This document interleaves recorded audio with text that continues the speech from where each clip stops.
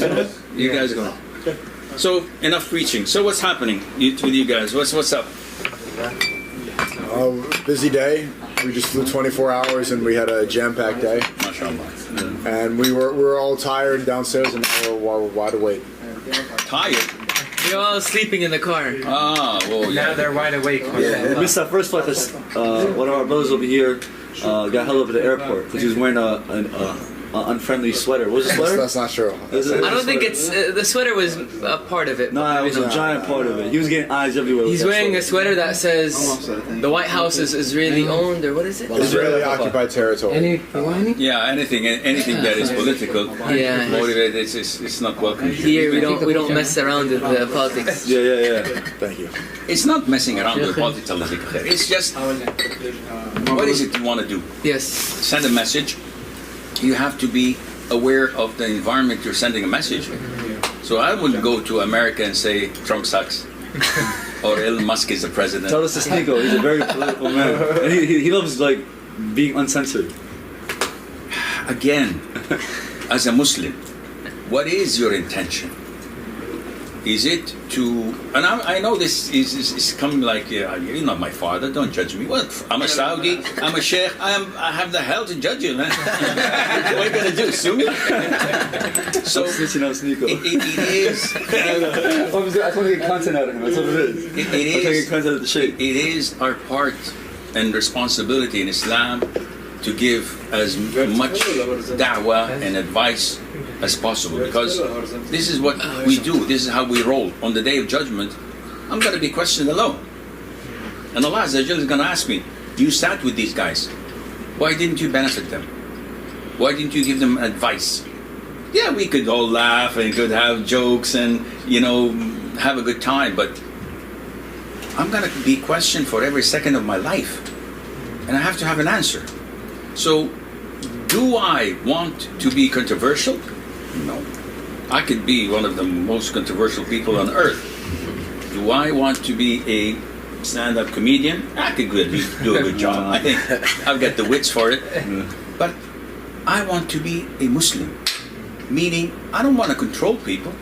I don't have control on anyone. I don't control people's lives and you're going to hell and you go to heaven, or you're good or you're bad. I don't judge people. I like how you picked me for heaven, though. I appreciate that. You're big. You're big. And the black man's not going to work on me, huh? You too, not for you. I'm afraid, Isn't being a Muslim telling the truth always, no matter the cost? I like that. Muslims do and say according to the result and the consequence of what they do and say.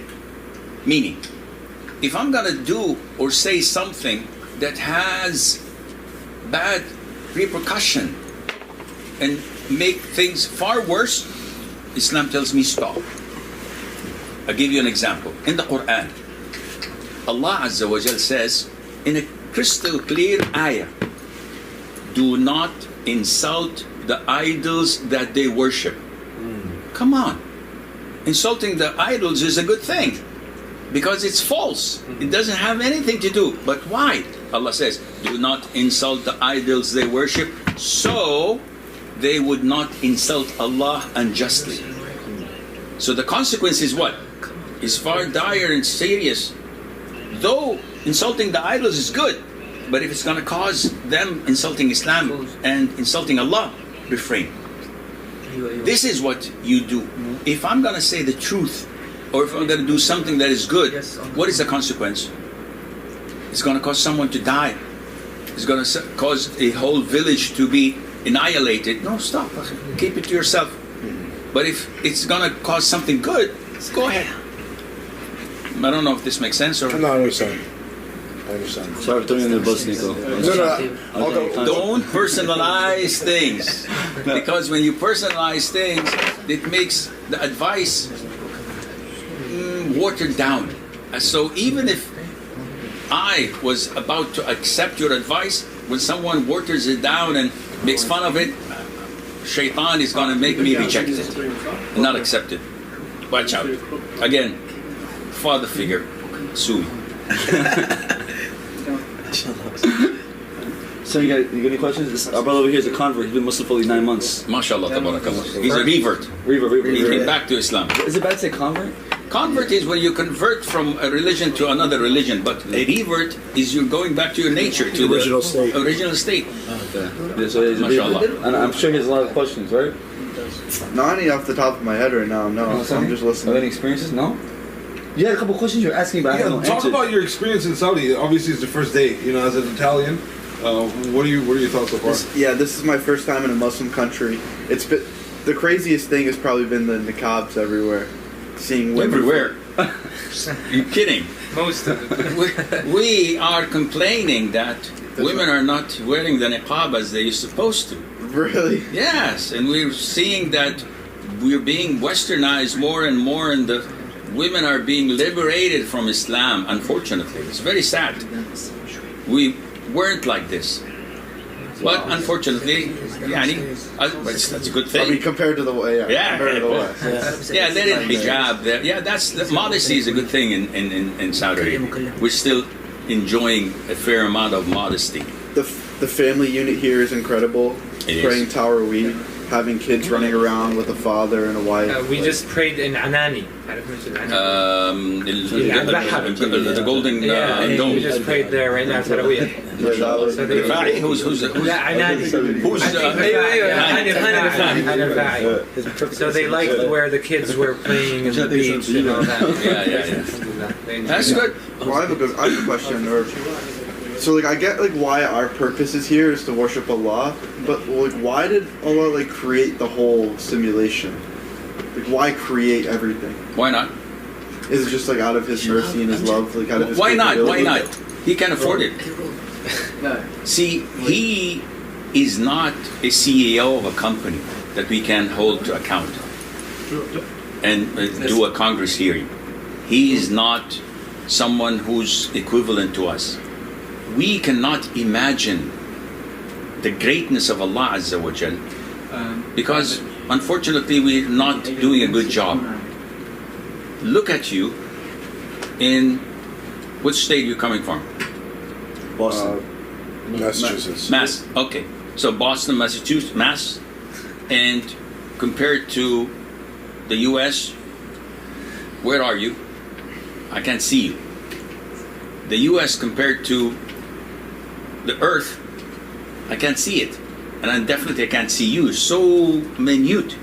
And the Earth compared to the solar system, where I need 100 light year to travel from one end to the other, with millions of solar systems in the Milky Way galaxy, with millions of galaxies, with so many solar systems and planets and the likes.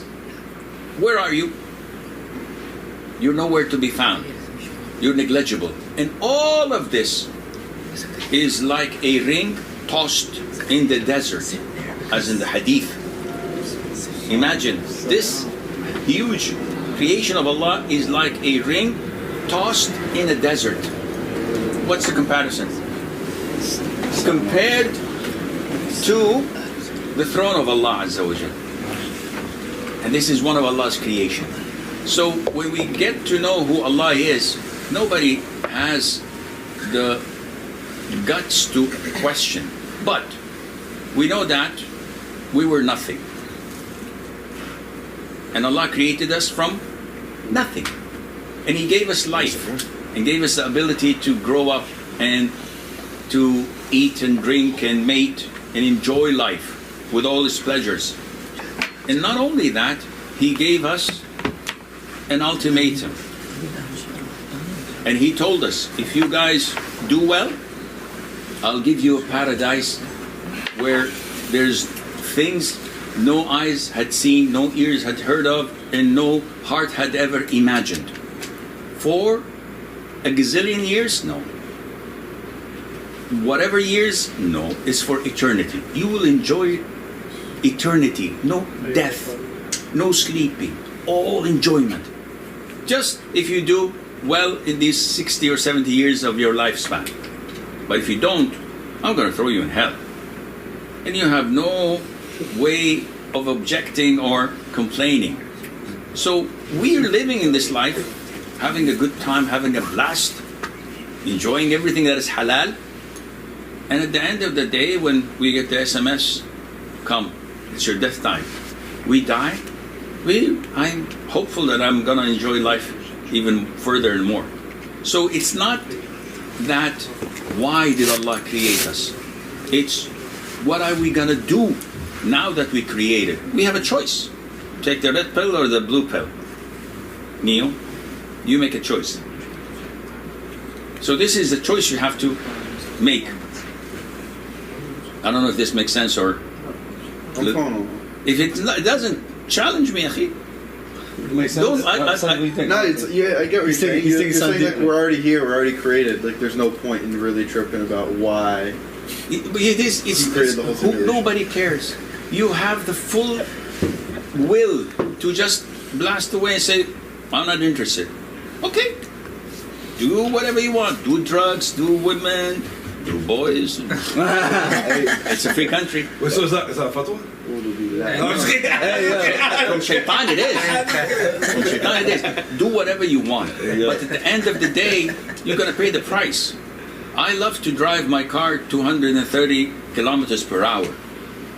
But if I get the camera's picture, I'm going to pay the price. Either my license is going to be suspended, either I'm going to pay the fine. But if not, I'm not caught red-handed. No problem. So this is what life is. Allah Azza wa Jal doesn't need us. We need Him. We are so vulnerable and weak and poor. Our hearts can't beat without His permission. But we don't show our gratitude to Him. Once Allah wants it, stops. The blood in our veins, the breath that we take, we can't inhale and exhale without Him giving us the authority to do so. But we don't think about this. We're so arrogant. We're so thinking highly of ourselves. No, I can do this. I can. You know you can. One coronavirus does wonders. I don't know if this makes sense. So, we're actually the most popular Muslims in America right now. The most popular youth, Muslim youth in America. What advice do you have for us, going back to America after this trip?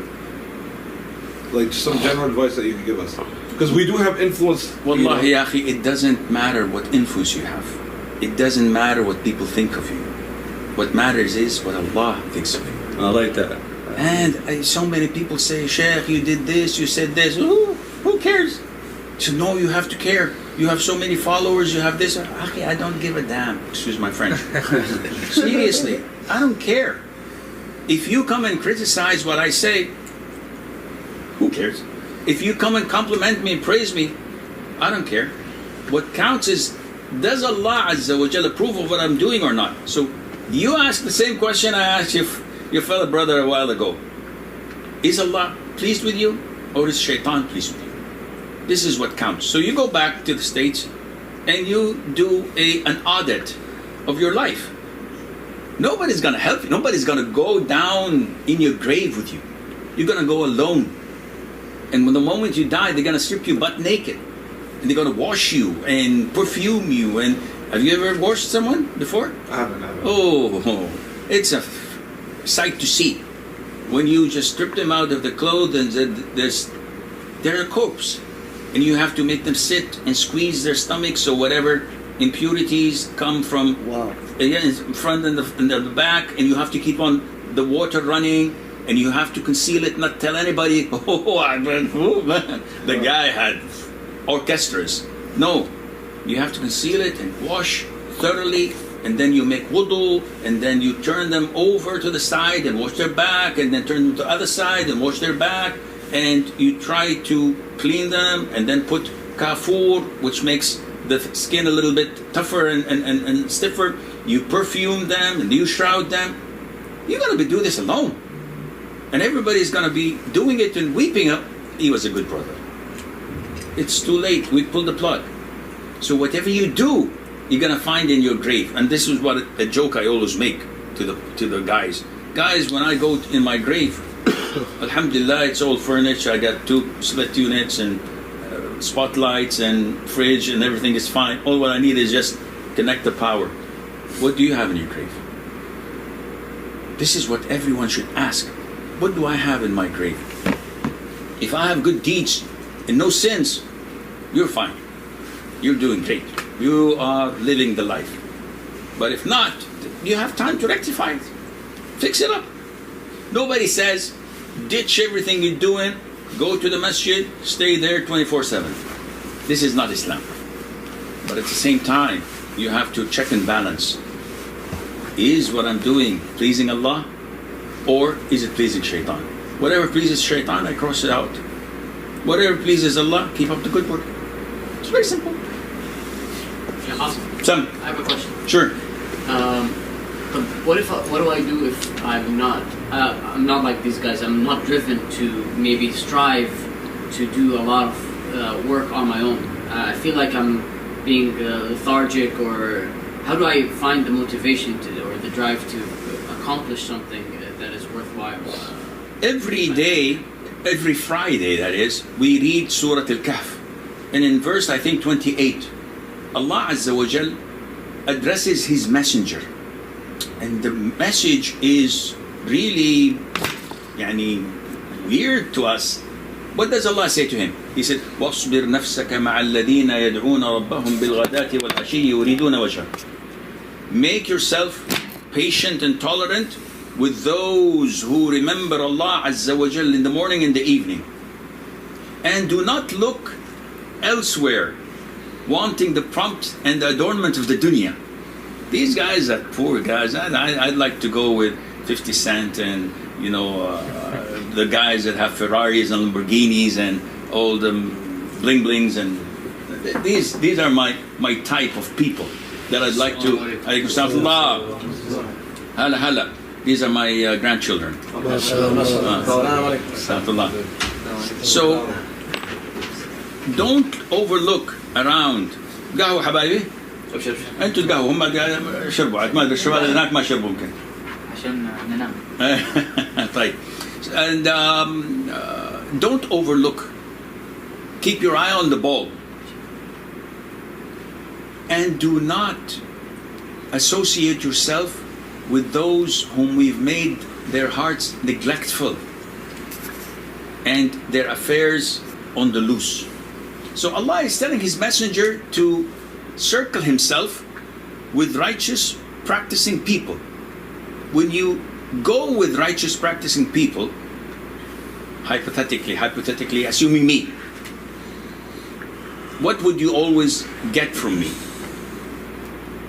Reminders, words of advice. Yes, we may do something. I may play 8-ball with you and beat the heck out of you. We may play sports, paddle or table tennis, and I give you a handicap of 10 points. I could do that. So it's fun to be with me, but at the same time, I'm going to do what? All the time remind you of Allah Azza wa Jal, get you closer to Allah, because we want to roll together to Allah. And if we don't listen, you pull out the Glock 9, right? No, I choose someone else. It's not sufficient. Time is short. If I give him advice and he doesn't listen, the hell with him. I'll go somewhere else.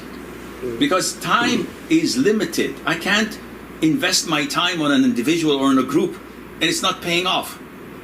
I have to keep on trying. So even if I have my siblings, my own brothers and sisters, and I try my level best to give them da'wah and it's not working, what should I do? Go look for someone else.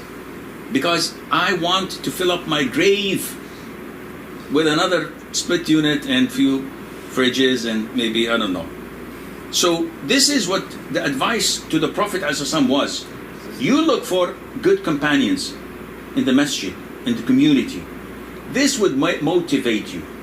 When you strive to be with someone higher than you, you try your level best to reach their level. But when you're always with people that are lower than you, they'll drag you to their level.